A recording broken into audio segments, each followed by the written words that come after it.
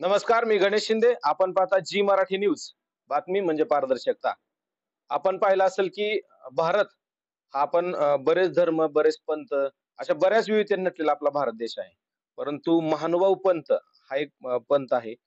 त्याचं काय महत्व आहे, त्यामध्ये कशाप्रकारे दीक्षा घेतली जाते, या संदर्भात थोडीशी माहिती घेण्यासाठी आपण कुसळम या गावी आलेलो आहोत. या ठिकाणी आपल्याबरोबर गुरुवर्य आहेत. नमस्कार बाबा. अ, आम्ही आज तुमच्याकडे तुमच्या या सर्व विधिवत जे आहे त्या संदर्भात माहिती घेण्यासाठी आलेलो आहोत. तर काय सांगता सर, तुमचा पंथ किंवा तुमचा धर्म कशा प्रकारे चालतो? तुम्ही कशा प्रकारे याची सुरुवात करता? काय सांगता येईल? मुळात तर हा महानुभाव पंथ 800 वर्षापूर्वी श्री चक्रधर स्वामींनी स्थापन केला आणि त्याचे आम्ही हे अनुयायी म्हणजे साधक आहेत. आणि ह्या पंथामध्ये जे सद्भक्त आहेत त्यांना आम्ही अनुयायी म्हणतो. त्यांना गुरुमंत्र वगैरे त्यांनी घेतलेला असतो आणि आम्ही संन्यस्त जीवन, आम्ही संपूर्ण जीवन त्याला समर्पित केलेलं आहे. जसं आम्ही दैनंदिन जीवनामध्ये सुरुवात करतो, तशी तुमची सुरुवात कशी होते? तुम्ही आमच्यासारखं किंवा वेगळं जीवन कशा प्रकारे जगताय? याबद्दल काय सांगता येईल? आमच्याकडे एक तर संसार वगैरे ह्या गोष्टी नाहीयेत आणि लहानपणापासून आम्ही ज्या पंथाचे जे तत्वज्ञान आहे, त्या तत्वज्ञानाची धडे आम्हाला गुरुवर्यांकडून मिळालेले असतात. लहानपणापासून त्याचे संस्कार आमच्यावर असल्यामुळं आम्ही त्या पद्धतीने आमची दैनंदिनाची वाटचाल करतो. सर्वात महत्वाचं म्हणजे आपण कृष्णाची सेवाभाव करता, बरोबर का? म्हणजे सर्वात जास्त देव हा तुमचा मानला जातो, तो कृष्णाची पूजा करता. तर कृष्णाची पूजा करताना तुम्ही दैनंदिनमध्ये कशाप्रकारे सुरुवात करता? या संदर्भात काय सांगता येईल? श्रीकृष्ण आता जे जे आम्ही त्या श्रीकृष्ण महाराजांचे जे पवित्र पाषाण असले, ज्यांचा त्यांनी स्पर्श केलेला आहे. उदाहरणार्थ गोवर्धन पर्वत श्रीकृष्ण महाराजांनी करंगळीवर उचलला. त्या पाषाणाच्या आमच्याकडे ज्या मूर्ती वगैरे त्याची जडण केलेली असती आणि ते आमच्या पूजेमध्ये ते उपासनेसाठी ग्राह्य धरल्या जातात. आणि त्या पद्धतीनं मग जे सकाळी पहाटे जे भोपाळी वगैरे, देवाला मंगल स्नान, नंतर आम्ही अगरबत्ती, धूपबत्ती, जे आरती वगैरे हे अशा पद्धतीने सकाळी, दुपारी आणि त्रिकाळ असं आमचं ते चालतं दैनंदिन जीवनात. आपण जर पाहिलं असेल, प्रेक्षकांना आपण दाखवूया, की ह्या ज्या मूर्त्या आहेत त्या स्वतः महाराजांनी त्या पाषाणाचे बनवलेल्या आहेत. आणि पाहिलं असेल की त्याच्या बाजूला ज्या कलाकृती आहेत, या देखील स्वतः महाराजांनी बनवलेल्या आहेत. महाराजांचं एक महत्व आहे किंवा महाराजांनी एक वेगळ्या प्रकारे त्यांचं एक कला आहे, कृषी आहे. त्यांना पेंटर महाराज असं देखील म्हटलं जातं. आपण जर पाहिलं असेल की हा पूर्ण गाभा आहे, जो काही देव्हारा बनवलेला आहे. तर यावरती ज्या पेंटिंग कलाकृती काढलेल्या आहेत, त्या पूर्ण महाराजांनी स्वतः त्यांच्या ब्रशनी आणि कलरनी काढलेल्या आहेत. असं वाटतं की त्या कुठेतरी बनवलेल्या आहेत आणि त्या इथे येऊन फिट केलेल्या आहेत. परंतु असं काही नाही. ह्या सर्व कलाकृती त्यांनी स्वतः बनवलेल्या आहेत. असं हुबेहूब असं त्यांना काढता येतं आणि म्हणून त्यांना पेंटर महाराज असं देखील म्हटलं जातं. आणि एवढंच नाही तर पेंटर हा एक त्यांचा आवडता विषय आहे किंवा ते एक त्यांचं आवडता छंद आहे. परंतु जर आपण पाहिलं असेल की या ठिकाणी आपण पाहू शकता की हे बरंच आपल्या समोर मांडलं आहे. तर याची देखील तुम्हाला थोडक्यात माहिती महाराज सांगतील. मी देखील तुम्हाला देण्याचा प्रयत्न करतो. परंतु त्या तत्पूर्वी ह्या सगळ्या कलाकृती घेत असताना महाराजांना एक पुरस्कार काल मिळालेला आहे. आपण पाहिलं असेल की पुरस्कार हा आहे की या पुरस्कारांना आपण कविरत्न असं देखील यामध्ये नमूद केलेलं आहे. तर महाराज ही काय कविरत्न ही म्हणजे काल आपल्याला पुरस्कार मिळालेला आहे. तर तो कशाप्रकारे मिळालेला आहे आणि कोठे मिळालेला आहे? कोणी दिलेला आहे? काय सांगता येईल या संदर्भात? आता हे म्हणजे परवा दिवशी 24 फेब्रुवारी रोजी माझा मुळामध्ये काव्य रचना करण्याचा हा मुळातच लहानपणापासूनच छंद आहे आणि माझे हे असे आता समोर पाहता तुम्ही हे अशी 4 पुस्तकं काव्याचे हं. प्रकाशित झालेले आहेत. बरं, त्यातील काही काही आणि हे पंथाने त्याची दखल घेतली बरं. आणि पंथासाठी एक योगदान कोण काहीतरी फुल ना फुलाची पाकळी आपण समाजाच्या काहीतरी उपयोगी यावे आणि आपला बी प्रसार व्हावा, धर्माचा प्रसार व्हावा या दृष्टीनं मूळ हा उद्देश समोर असल्यामुळे या स्वतः आम्ही जे लीळाचरित्राच्या प्रमाणे गीत रचना करून हं, समाजापुढे मांडले आणि मुळात मलाही गाण्याचा वगैरे हं, छंद आहे आणि काही इतर ठिकाणी आता ती संपूर्ण समाजामध्ये ती गीतं प्रसिद्धी झाली. त्याची एक कुठेतरी दखल घेऊन हं, मग त्या संयोजक मंडळींनी हं, अंबड येथे काल परवा जे एक मराठी साहित्य संमेलन झालं, हं. तर त्या संमेलनामध्ये ते कविरत्न म्हणून त्यांनी ती उपाधी दिली आणि ते प्रमाणपत्र देऊन मला ते गौरवण्यात आलं. आता आपण पाहिलं महाराज म्हणले, की त्यांना एक छंद आहे किंवा आवड आहे किंवा त्यांच्या अंगामध्ये गुण आहे. तर आपण या ठिकाणी पाहू शकता, की त्यांच्या अंगामध्ये किती गुण आहेत. तर आपण पाहिलं असेल, की त्यांना पेंटिंगचा शौक असल्यामुळे आपण पाहिलं असेल, की या ठिकाणी कशाप्रकारे कलाकृती सादर केलेली आहे. आपण जर अक्षर पाहिलं असेल, तर तुम्ही अगदी हुबेहूब जसं आपण प्रिंट करतो याप्रमाणे अक्षर आहे. हा प्रत्येक याच्या देवांच्या आरत्या आहेत. तर दैनंदिन जीवनामध्ये यांना लागतात त्या आरत्या या ठिकाणी केलेल्या आहेत त्यांनी तयार आणि स्वतः हस्ताक्षरामध्ये त्यांनी तयार केल्या आहेत. अगदी पाहिलं असेल की हस्ताक्षराला तोड नाही असं म्हटलं तरी कुठं वावगं ठरणार नाही. या संदर्भात अशा बऱ्याच आहेत त्यांच्याकडे आरत्या दैनंदिन जीवनामध्ये लागतात म्हणून या ठिकाणी मांडलेल्या आहेत. आणि पाहिलं असेल की तुम्ही अक्षरामध्ये जर पाहिलं असेल की ते मनमोहक आणि अगदी मोत्यासारखं अक्षर म्हटलं तरी काही वावगं ठरणार नाही अशा प्रकारचं अक्षर तुम्ही पाहिलं असेल. आणि हा झाला अक्षराचा भाग. परंतु आपण म्हणतो की कलाकार महाराज असले तरी परंतु त्यांच्याकडे कला आहे आणि कलाकार आहेत ते. तर कला शांत बसू देत नाहीत. आपण पाहिलं असेल की जरी त्यांनी दीक्षा घेतली असेल आणि त्यांचं जरी दैनंदिन जीवन या ठिकाणी जात असेल, परंतु त्यांचा जो कलाकार आहे तो त्यांनी कायमस्वरूपी जागा ठेवलेला आहे. त्या संदर्भात आपण पाहिलं असेल की या ठिकाणी त्यांनी कपड्यावरती नक्षी काढलेली आहे. आपण पाहिलं असेल की नक्षी अगदी तुम्हाला हुबेहूब म्हणजे अगदी नाही का असं मग आपण म्हणतो की कुठेतरी पेंट करून आणले, तर या संदर्भात अशी नक्षी आहे. त्यानंतर इंजिनिअरिंगमध्ये त्यांच्या याच्यामध्ये लागते म्हणून त्यांनी बनवलेली आहे आणि देवाच्या पाठीमागे. देवाच्या पाठीमागे म्हणा ती अशा प्रकारे महंतांच्या पाठीमागे जे त्यांचे हा जो बैठक असतो याच्यावरती ती लागली. त्यामुळे हे त्यांनी बनवलेलं आहे. म्हणजे काय सांगायचं की त्यांना दैनंदिन जीवनामध्ये ज्या गोष्टी लागतात त्या स्वतः शक्यतो तयार करायचा प्रयत्न करतात आणि जसं आपण पाहिलं असेल की या ठिकाणी बऱ्याच कविता संग्रह आहे, जो की कविता संग्रह पण त्यांनी आता म्हटल्यासारखं कवी आहेत. त्यांचं अक्षर चांगलं आहे, अक्षरकार म्हणता येईल त्यांना. चित्रकार म्हणता येईल. आपण पाहिलं असेल की या ठिकाणी चित्र देखील त्यांनी हुबेहूब काढलेले आहेत. आपण जर थोडं यावरती फोकस केला तर असं वाटत नाही की हे प्रिंट काढल्यासारखी वाटते, परंतु त्यांनी हस्तलिखित केलेलं आहे आणि अगदी तुम्ही पाहिलं असेल की या ठिकाणी 8-3-85 काळामध्ये काढलेले आहेत. म्हणजे त्या टाईमाला काय सामुग्री असेल आणि कशाप्रकारे त्यांनी काढली. इंदिरा गांधी आहेत. पाहिलं असेल आपण की अगदी हुबेहूब म्हणजे डोळ्याचं पारणं फेडता येईल अशा प्रकारच्या या कलाकृती बाबांनी त्या टाईमाला सादर केलेल्या आहेत. अगदी 85-84 च्या आहेत. त्या टाईमाचे मुख्यमंत्री 84 चे होते, जे की माननीय वसंत पाटील. यांचं देखील या ठिकाणी कलाकृती त्या सादर केलेली आहे. पाहिलं असेल की बऱ्याच कलाकृती आहेत. बाबांनी अगदी महात्मा गांधी देखील हुबेहूब काढलेले आहेत. म्हणजे सांगायचं काय की 4-5 कला यांच्या अंगी आहेत. जसं अक्षरकार म्हणतो आपण, चित्रकार म्हणतो आणि सांगायचं झालं तर त्यांनी त्या काळी मासिकं म्हणजे आपण म्हणतो की आज आपण पत्रकार म्हणून हे करतो तसं त्या टायमिंगला हस्तलिखित मासिकं हे आपण पाहिले असेल की एवढी मोठी मासिकं आहेत. ही पूर्ण मासिकं आहेत, की त्या टायमिंगलाच बाबांनी लिहिलेली आहेत. भावना असं त्या मासिकाचं नाव आहे आणि विशेष सांगायचं म्हटलं तर हे मासिक राज्यपालापर्यंत पोहोचवायचे बाबा आणि प्रत्येक ठिकाणी अ, द्यायचा प्रयत्न करायचे आणि त्या टायमिंगमध्ये आपण पाहिलं असेल या ठिकाणी, की राज्यपालाची सही आहे आणि हे पूर्ण त्यांनी असा उल्लेख करून पाठवलेला आहे त्यांना. कौतुक देखील या ठिकाणी केलंय. पाहिलं असेल, की मी राज्यपालांना आपले हस्त दिस लिखित हस्तलिखित पाहून समाधान व्यक्त केले. असं म्हणजे एकदम समाधानकारक वाक्य लिहून बाबांना हे परत पाठवलेलं आहे. बाबांना त्यावेळेस सांगण्यात आलं, की तुमचा जो हा हस्तलिखितपणा आहे, आपण जर पाहिलं असेल पुढं, की त्यांनी हस्तलिखित कशाप्रकारे लिहिले. तर हे हस्तलिखित अक्षर पाहिलं असेल, की अगदी प्रिंटेड असल्यासारखं हस्तलिखित अक्षर आहे आणि त्या टाईमाला त्यांना सांगितण्यात आलं, की हे जे तुमचं हस्तलिखित आहे, हे तुमच्याकडे राहू द्या. कारण जर आमच्या भवनामध्ये ठेवलं तर कुठेतरी जाऊन जाईल किंवा काहीतरी होईल म्हणून. तर या संदर्भात त्यांचं कौतुकाचा शब्द लिहून या ठिकाणी त्यांना ह्या प्रकारच्या भावना ह्या मासिकाला त्यांनी रेफर करून किंवा त्याचं एक कौतुक केलेलं आहे. त्यांना कवितेची आवड आहे. आपण पाहिलं असेल, की या कवितेचा देखील संग्रह त्यांच्यापुढे आहे. आपण हा छापील आहे.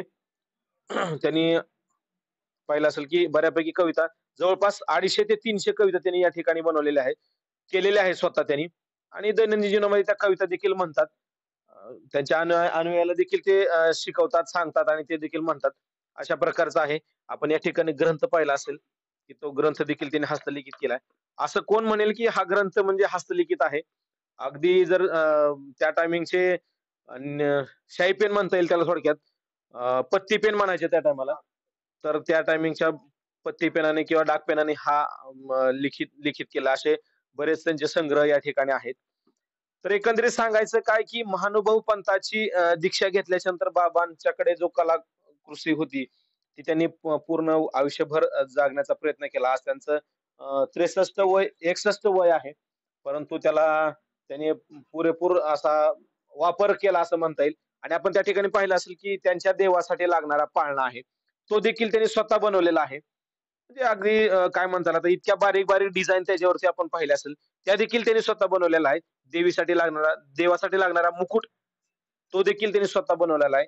अगदी म्हणता येईल, की त्याला सोनारासारखा त्याला इतका त्यांनी आठास केलेला आहे. म्हणजे ज्या गोष्टी त्यांना पाहिजेत, त्या गोष्टी या ठिकाणी ते बनवतात. या या ठिकाणी देखील आपण पाहिलं असेल, की एक त्यांना आवड होती कृष्णाची, म्हणजे कृष्णाच्याच भक्त आहेत ते. तर त्या संदर्भात त्यांनी एक कथा या ठिकाणी चित्राच्या स्वरूपात त्यांनी पूर्ण केलेली आहे. लहानपणीचे कृष्ण कसे म्हणजे आपण जसं वाचलो आहे, की कृष्णाची जशी जन्म कहाणी म्हणता येईल याला थोडक्यात, ती त्यांनी पूर्णपणे रेखाटण्याचा प्रयत्न केलेला आहे. आपण पाहिलं असेल, की या ठिकाणी कृष्ण आहेत, ते लहान आपल्या आईला काहीतरी बोलतायत. असं म्हणजे पूर्ण या ठिकाणी मांडीवरती हे बसलेले आहेत कृष्ण. अशा पूर्ण कलाकृती या पूर्ण पुस्तकामध्ये त्यांनी दाखवलेल्या आहेत. आणि असं पाहिलं असेल, की तुम्ही अगदी हुबेहूब याला किती दिवस लागले असेल त्यांनाच माहिती. परंतु अशा 1980 साली काढलेली आहे. आणि त्या टायमिंगला जास्त सामुग्री नसून देखील अगदी हुबेहूब काढण्याचा प्रयत्न या ठिकाणी केलेला आहे. आणि बाबांना गाण्याची आवड आहे. दुसरी गोष्ट गीत म्हणण्याची आवड, कविता म्हणण्याची आवड आहे, चित्रकार आहेत. त्या संदर्भात एका भक्ताने त्यांना या ठिकाणी पेटी द्यायचा प्रयत्न केला होता. तर आपण पाहिलं असेल, की ही पेटी देखील आहे, जी की त्या टायमिंगला एका भक्ताने त्यांना दिलेली आहे.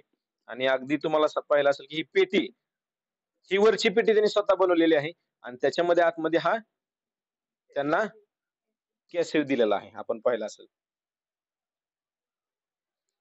अशा प्रकारे बाबांनी आपल्या आवडी जपलेल्या आहेत आणि आवडी जपत देखील त्यांनी त्यांच्या देवाची भक्ती मनापासून केलेली आहे. आपण पाहिलं असेल या ठिकाणी आपण म्हणतो, की टेबल त्याने एक थोडं त्यांना काही सामान ठेवण्यासाठी लागतो. तो देखील त्यांनी स्वतः बनवलेला आहे. आपण पाहिलं असेल, की यातून आम्हाला एकच सांगायचं की बऱ्याच गोष्टी कलाकाराला जमतात, परंतु त्याला वेळ नसतो. पण बाबाकडे असा वेळ असल्यामुळे बाबांनी ह्या सगळ्या गोष्टी केल्या आणि जपल्या देखील. आणि जर प्रत्येक बारकाईकडे गोष्टींनी लक्ष दिलं असेल, तर बारकावा आपल्याला करता येतो आणि केलेला देखील आहे. बाबा काय सांगता येईल एवढ्या सगळ्या तुमच्याकडे आवडी गोष्टी आहेत किंवा तुम्हाला याची आवड देखील आहे. कसा जपण्याचा प्रयत्न केला देवाची आराधना करत असताना ह्या सगळ्या गोष्टी कशा करता आल्या? मुळामध्ये हा तर छंद आहे आणि हा छंद हे एक म्हणजे आहे. पण मुळामध्ये जे आहे ते पंथाचं जे मेन गाभा आहे, त्याचं जे आध्यात्मिक अभ्यास वगैरे जे आहे, तो जास्त आपण वापर करतो. अ, जे ब्रह्मविद्याशास्त्र आहे, गीता अध्ययन आहे. काही अनेक म्हणजे भक्त लोकं आहेत ते काही महिला विभाग त्यांनी 18 अध्याय गीतांचा त्यांनी अध्ययन केलं. त्याला कुठेतरी आपण एक धर्मासाठी त्यांना पुढे चालावं, त्यांच्याही काही पदरामध्ये धर्माचा सिद्धांत पडावा, हा मूळ उद्देश आहे. आणि मुळात आमच्याकडे इथं कुसळमध्ये आमचे जे मुख्य प्रमुख आचार्य आहेत, गुरुवर्य जे हर्षिकर बाबा मोठे म्हणून त्यांचे संस्कार मुळामध्ये आमच्यावर आहेत आणि ते आमच्या पाठीशी त्यांचे संस्कार असल्यामुळे त्यांचं मार्गदर्शन आम्ही पूर्वीपासून घेतलं आणि त्यांचा वसा तो आम्ही आता पुढे चालवण्याचा प्रयत्न करतो. आणि त्यांनी जी त्यांच्या गादीवरती आपली नियुक्ती केली, कुठेतरी आपलं काहीतरी त्यांना गुण आवडले असावेत.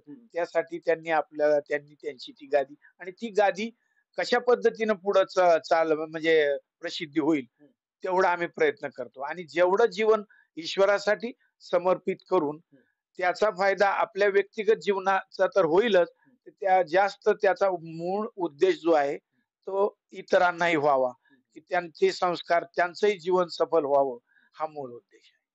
बाबा आता पाहिल्यासारखं आपण जर आपल्याला विचारलं गेलं तर आतापर्यंत आपल्याकडे किती शिष्य शिकतात किंवा तुम्ही काय शिष्यांना शिकवता? तर त्याबद्दल काय सांगता येईल? आता जवळ-जवळ 60-62 शिष्य म्हणजे ते भक्तच आहेत.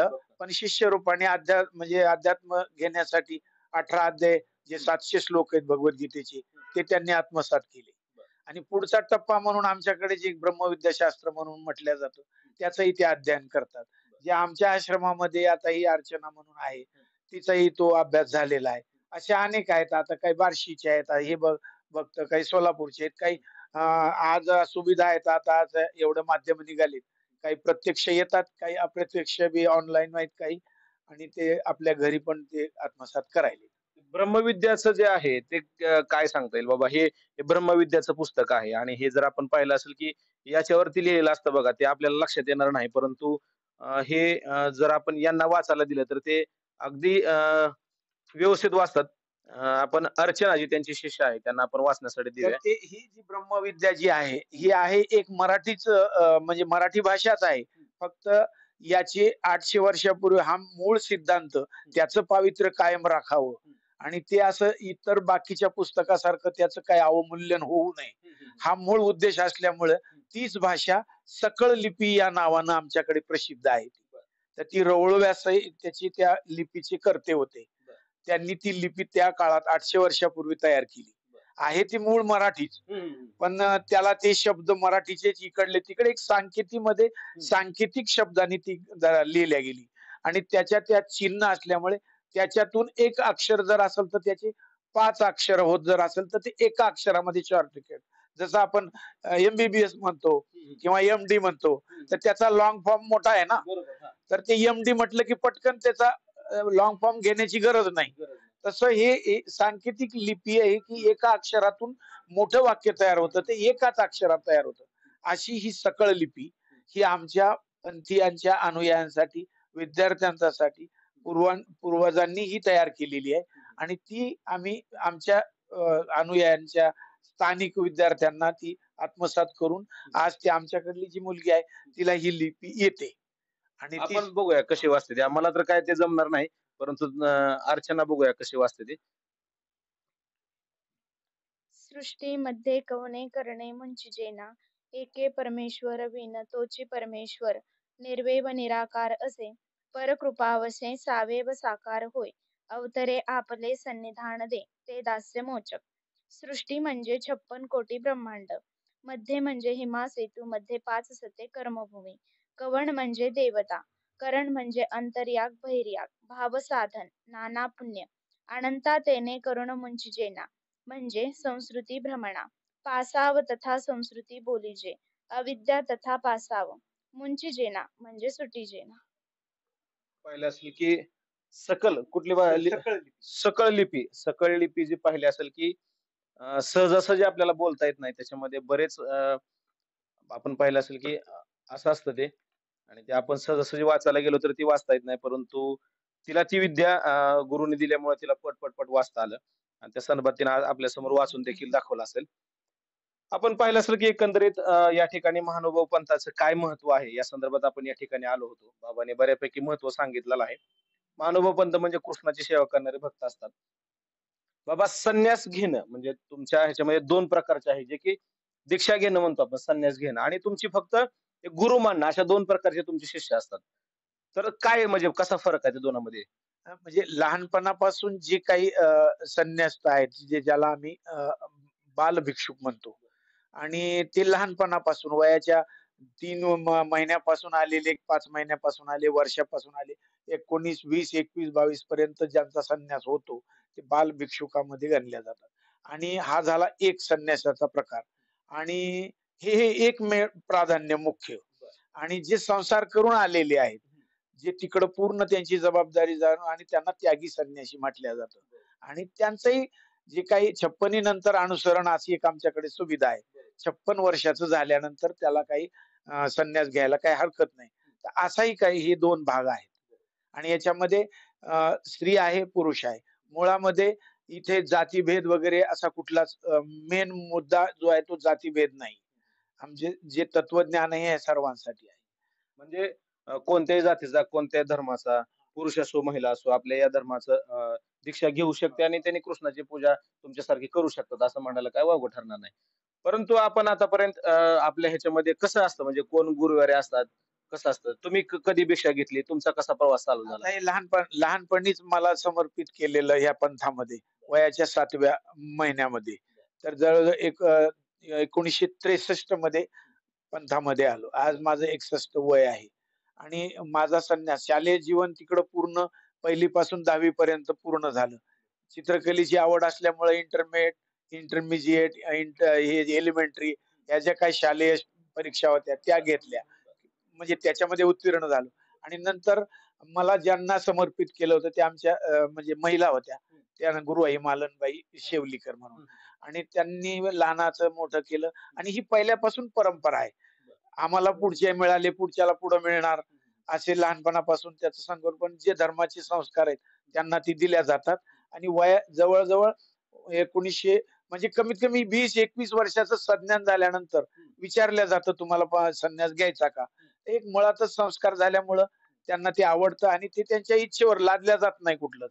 आणि त्यांनी जर नाही म्हटले तर ते सोडून दिलं जातं. मग तुम्हाला कुठलं क्षेत्र निवडायचं तुम्ही निवडा. आणि त्यांनी जर घेतलं तर मग विधिवत मोठा प्रोग्राम मग पंथातले प्रमुख आचार्य जे आहेत, त्यातले आचार्य त्यांना बोलावलं जातं आणि त्यांच्या शुभास एक फंक्शन, मोठा कार्यक्रम आयोजित करून सर्वांच्या देखत आई-वडिलांना विचारून त्यांच्या सर्वच आपल्या संमतीनं, स्वेच्छेनं तो धर्म स्वीकारला जातो. आमच्याकडे आता इथे कुसळममध्ये कमीत कमी 30-35 साधू संत आहेत, महिला आहेत. वेगवेगळे 2-4 आश्रम आहेत. आणि इथं श्री गोविंद प्रभू बाबा म्हणून मेन अधिष्ठान आहे. ग्रामदैवत म्हणायचं थोडक्यात. गावातील यात्रा दरवर्षी असते आणि दर अमावास्येला इथे गर्दी होते. 500-700 लोकं दर महिन्याला अमावास्येला येतात. जे अनुयायी आहेत ते आणि इथं मुळात प्रत्येक 4-5 आश्रम त्यातले प्रमुख या जवळ-जवळ 4-5 जिल्ह्यामध्ये आमचे प्रमुख जे आचार्य आहेत, जे धर्मगुरू आहेत, ते हर्षिकर मोठे बाबा या नावाने ओळखले जातात आणि त्यांचे मुळामध्ये आम्हाला संस्कार आहेत, त्यांचं मार्गदर्शन आहे. त्या त्या पद्धतीने आम्ही वाटचाल करतो. तर आपल्याबरोबर बाबा आहेत. आपण त्यांना विचारणार आहे, की त्यांच्याबरोबर कविता देखील आहेत. त्यांनी बऱ्याच कविता केलेल्या आहेत आणि त्यांच्या कविता विशेष म्हणजे प्रसिद्ध देखील झालेल्या आहेत. मोठ्या-मोठ्या कवींनी त्यांच्या कविता गायलेल्या आहेत. गायकाने गायलेल्या आहेत. आपण बाबाकडून एक झलक दाखवूया त्यांच्या कोणत्या कविता त्यांना कुठल्या आवडते आणि ते एक कविता म्हणून दाखवण्यात आपल्याबरोबर. बाबा काय सांगताल? एक कविता म्हणा जे की तुम्हाला आवडते. आता हे कवितेचं नाव आहे, परंतु याला भक्तिगीतामध्ये त्या भक्तिगीताचं स्वरूप आहे हे. म्हणजे जनरल जशा कविता असतात तशातला काही हा प्रकार नाही. आमच्याकडे जे प्रमुख ग्रंथ जो आहे तो लीळाचरित्र. त्या लीळाचरित्रामध्ये एक अशी लीळा आहे, श्री चक्रधर स्वामी प्रत्यक्ष ज्यावेळेस होते समोर, भक्तिजन वगैरे त्यांच्या समोर बसायचे. तर एक त्यामध्ये एक असा उल्लेख होता, की एक बिगर वासाचं फुल साधा नावाची जी एक भक्त असती, तिला ती तिच्या दृष्टीला पडतं आणि ती तिच्या श्रद्धेनं स्वतः एक तिची श्रद्धा आहे, की जरी याला फुलाला वास नसेल, तरी हे ईश्वराच्या उपयोगी येऊ शकतं.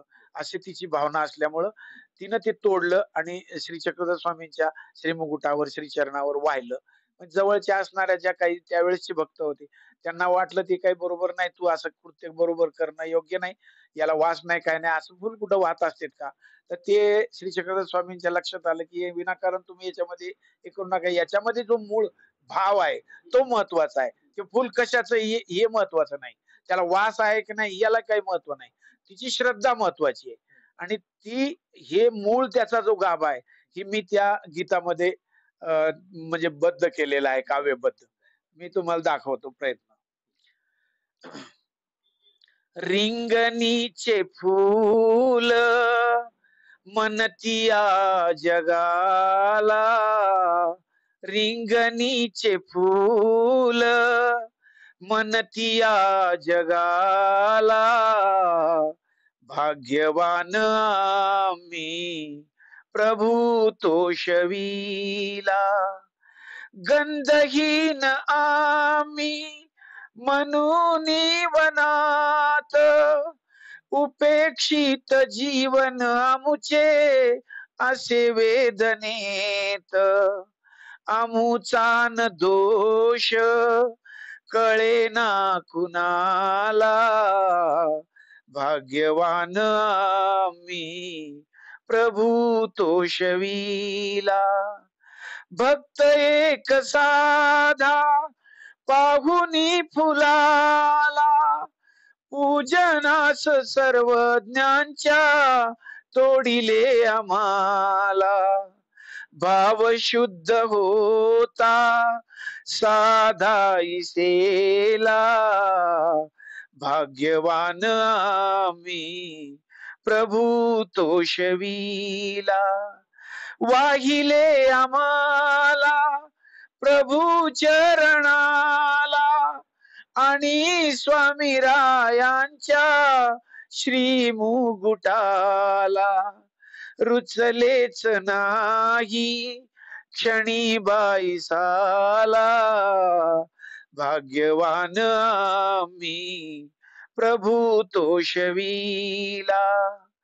जरी गंधहीन सुवर्ण आम्हाला, जगाचा नियंता तो प्रसन्नची झाला. उपमा फुलाची रुचे अर्जुनाला, भाग्यवान आम्ही प्रभू तोषविला. रिंगणीचे फूल म्हणतिया जगाला, भाग्यवान आम्ही प्रभू तोषविला. पाहिलं की गळा देखील सुरेख आहे त्यांचा आणि अगदी छान प्रकारे त्यांनी मांडणी केलेली आहे. आणि त्यांच्या कवितेचा आणखी एक सार सांगायचं म्हणजे कवितेच्या शेवटी जे कडवं असतं किंवा त्याला आपण शेवटचं एक लाईन म्हणतो, तर त्या कडव्यामध्ये त्यांचं स्वतःचं नाव जे बेसिक आहे, जे दीक्षा घेण्याच्या अगोदरचं जे नाव आहे ते अर्जुन नाव आहे.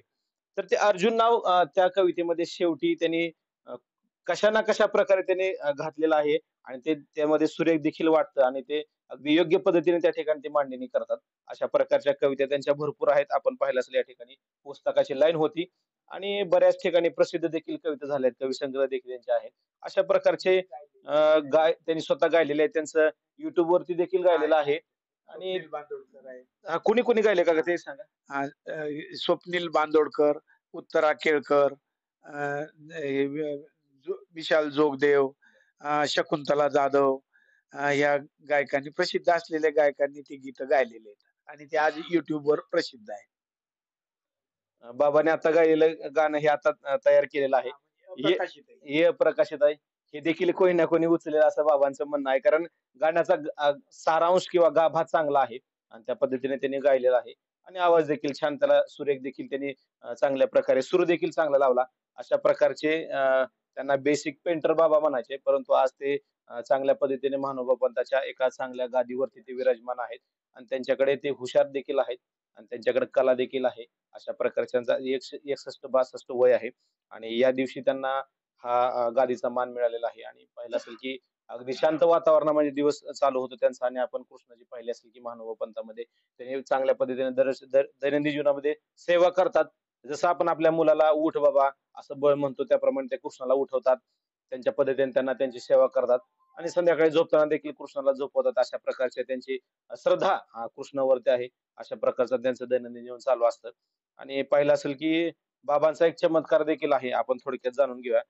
बाबांचं आज 61-62 वय आहे आणि त्यांचे पुढचे 2 दात पडलेले आहेत. परंतु जर बाबांनी जसं आपण पाहिलं असेल की आतापर्यंत बऱ्याच कलाकृती त्यांनी केलेल्या आहेत. तर हा देखील त्यांनी पूर्ण शो करून दाखवलेला आहे. बाबांनी दात देखील त्यांचे स्वतःचे मेड बनवलेत. आपण पाहिलं असेल की दात एकदा घालून दाखवा. घालून दाखवा एकदा. म्हणजे आपण पाहिलं असेल की याच्यामध्ये मला असं वाटतं की डॉक्टरांना देखील मागं पाडलेलं आहे आणि त्यांना एका डॉक्टरने विचारलं की बाबा ह्याचं माप कसं तुम्ही घेतलं? तर बाबांनी त्यांना असं चांगल्या पद्धतीने उत्तर दिलं की जर हे तुम्हाला सांगितलं तर मग तुमची डॉक्टरेट काय उपयोगीची? म्हणजे कला ही दाखवायची असते किंवा कला ही दुसऱ्याकडून घ्यायची असते. सांगण्यातून कला लोकांना येत असं नसतं. प्रत्येकाच्या अंगामध्ये कला असते आणि ती कला आपण स्वतःहून घ्यायची असते. अशी कोणाकडून सांगितल्याच्यानं कला जमेल असं नसतं. त्यामुळे बाबांकडे भरपूर अशा कला आहेत आणि ते आज हुशार असल्यामुळे त्यांना या देखील ट्रॉफी या ठिकाणी मिळालेल्या आहेत. आपण पाहिल्या असतील आणि चांगल्या पद्धतीने त्यांचा प्रवास चालू आहे आणि ते त्यांच्या प्रकारे शिष्य देखील त्यांच्याकडे चांगल्या पद्धतीने शिकत आहेत. असेल की या ठिकाणी आपण कुसळमध्ये आलो होतो आणि एक चांगले बाबा जे की आपल्याला मी हे प्रकाशित करण्यामागे किंवा यांना दाखवण्यामागे हेतू हाच आहे, की जर आपण पाहिलं असेल की दैनंदिन जीवनामध्ये आपण किती फरफडले जातो. आज आपण प्रत्येक गोष्टीमध्ये पैसा, प्रसिद्धी, पैसा, प्रसिद्धी बघतो. परंतु आज त्यांचं 63 वय आहे, 61 वय आहे. परंतु त्यांनी अशा कितीतरी कलाकृती सादर केलेल्या आहेत आणि दैनंदिन जीवनामध्ये पाहिलं असेल की त्यांना कोणत्याही प्रकारची प्रसिद्धीची हाव नाही. परंतु आमचे जे मित्र आहेत कोकाटे सर, या कोकाटे सरांनी मला सांगितलं बाबांबद्दल की असे-असे आपल्याकडे एक महानुभावांचे महर्षी आहेत की ते चांगल्या पद्धतीने कलाकृती त्यांच्याकडे आहे आणि चांगल्या पद्धतीने सेवा देखील करतात. तर आपण त्यांच्याकडे जाऊन एक भेट घेऊया आणि मग त्या संदर्भात आपण या ठिकाणी आलो आहोत आणि त्यांची आपण या ठिकाणी छोटीशी मुलाखत आणि चांगल्या पद्धतीने मुलाखत घेतली आहे. कॅमेरामन मी गणेश शिंदे, झी मराठी न्यूज, कुसळम.